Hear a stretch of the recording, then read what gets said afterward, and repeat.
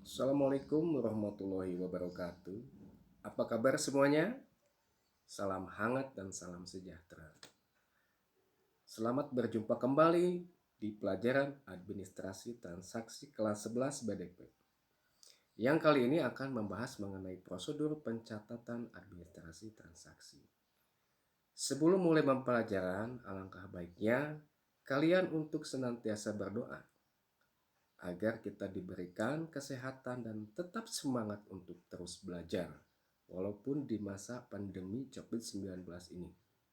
Seperti kata pepatah, bahwa kemarin adalah sejarah, esok adalah misteri, dan hari ini tentu saja anugerah. Dan jangan lupa untuk absen di Google Classroom. Bapak sudah menyediakan, jadi kalian tinggal mengisi absen. Jujur ya.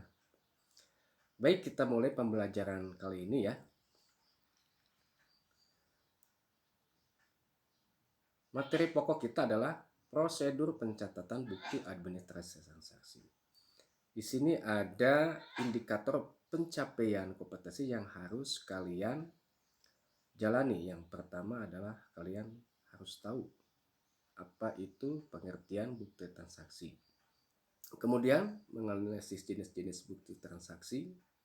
Kemudian mengelompokkan pencatatan bukti transaksi dan menentukan pihak yang terkait dengan adanya kegiatan transaksi. Tentu saja dengan benar dan cermat. Baik ya, ini adalah ragam kegiatan transaksi antara pedagang dengan pembeli di lingkungan masyarakat, baik pasar tradisional maupun modern. Di situ ada bagaimana transaksi di sebuah pasar tradisional, kemudian pedagang kaki lima, kemudian ada sebuah minimarket, dan ada kafe atau food ya di situ. Kemudian, apakah setiap transaksi itu diperlukan? Tentu saja sangat diperlukan. Transaksi ini adalah sebagai dokumen tertulis yang nantinya untuk kepentingan perusahaan.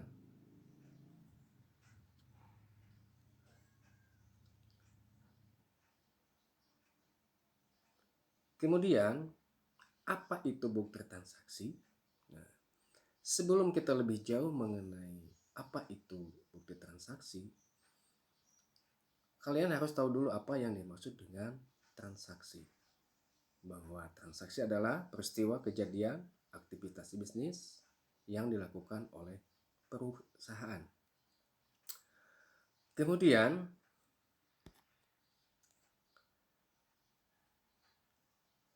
dapat dilihat bahwa transaksi itu adalah sebuah kegiatan yang emang beraktivitasnya berkaitan erat dengan aktivitas keuangan perusahaan. Jadi dapat disimpulkan bahwa bukti transaksi adalah bukti pencatatan transaksi secara tertulis yang berhubungan dengan pihak internal dan pihak eksternal.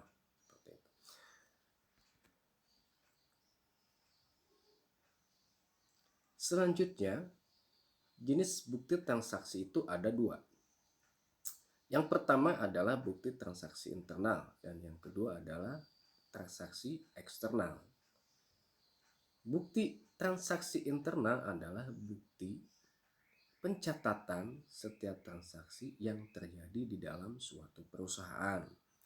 Ini contohnya misalnya memo, kas masuk dan kas keluar.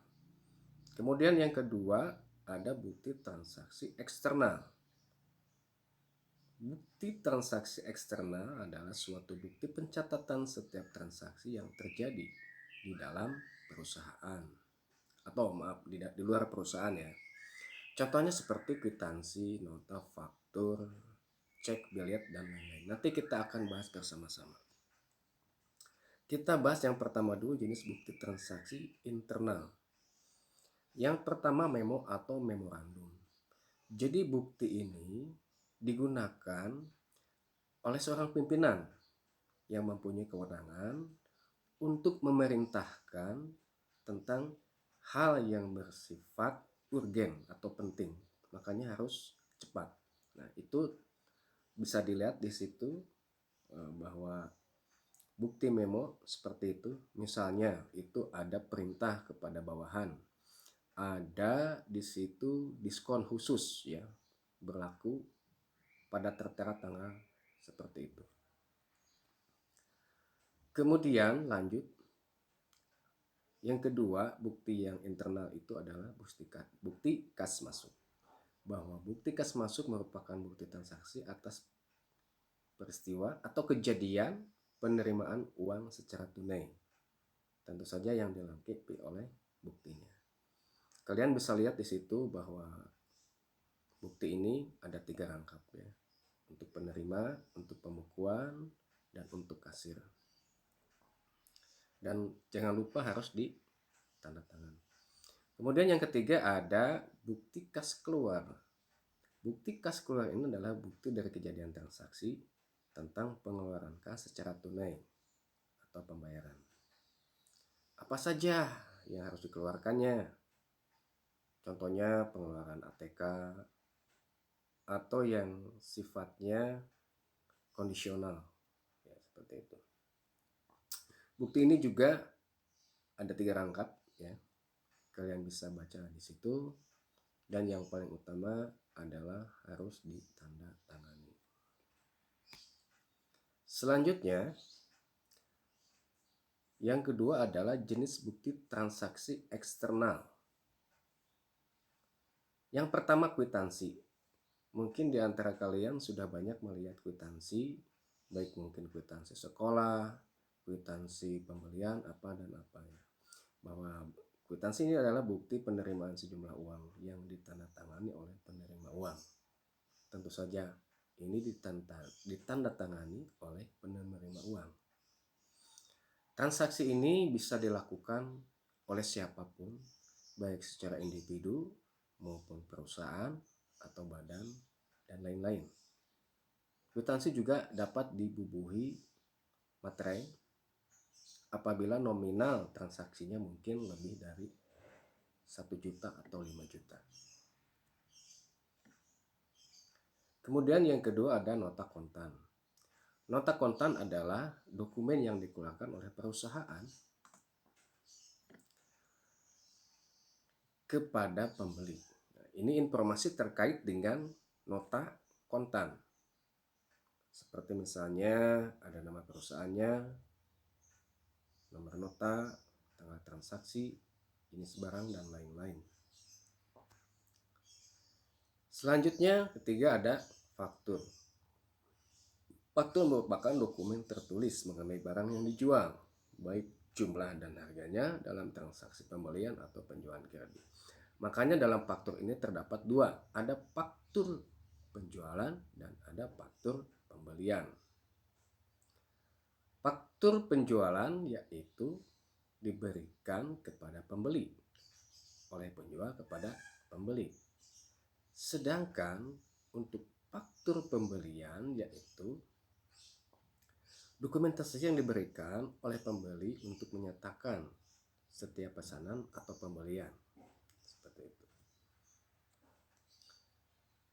Kemudian ada nota debit. Nota debit ini adalah dokumen transaksi sebagai permintaan pengurangan harga atau kuantitas kepada penjual.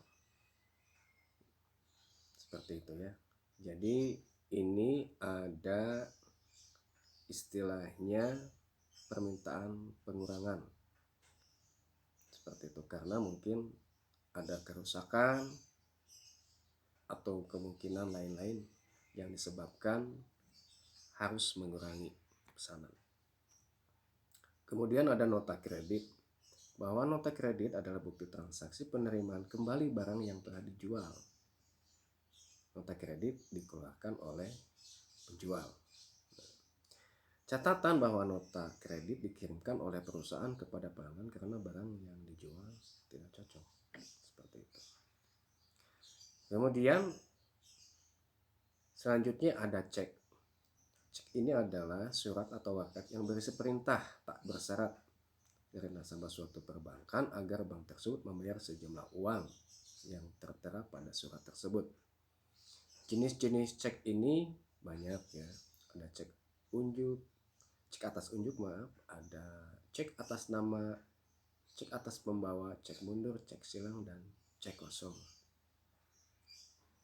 Selanjutnya ada rekening koran. Rekening koran adalah ringkasan transaksi keuangan yang secara rutin itu masuk ke dalam rekening, baik merupakan milik individu maupun milik perusahaan. Jadi ini yang aktivitas usahanya cenderung cepat per hari.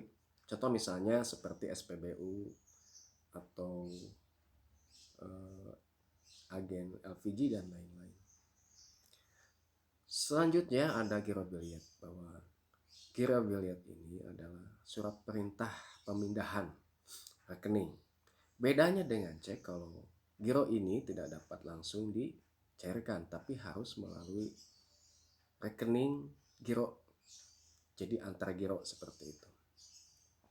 Catatannya di sini bahwa penerima girobiliet tidak bisa menukarkan dengan uang tunai kepada bank yang bersangkutan, tetapi menyetorkan girobiliet kepada bank untuk menambah simpanannya di rekening. Girobiliet ini banyak digunakan untuk transaksi berbagai perusahaan. Mungkin itu saja yang pertemuan kali ini. Semoga materi dapat kalian pahami. Apabila kurang ataupun kurang paham, silahkan baca modul. Termasuk di situ sudah ada petunjuknya, penunjuk modul dan latihan-latihan soal. Sampai jumpa pada pertemuan berikutnya. Dan jangan lupa tetap social distancing, pakai masker, jaga jarak, dan hindari kerumunan massal. Terima kasih. Wabillahi taufiq wal hidayah. Wassalamualaikum warahmatullahi wabarakatuh.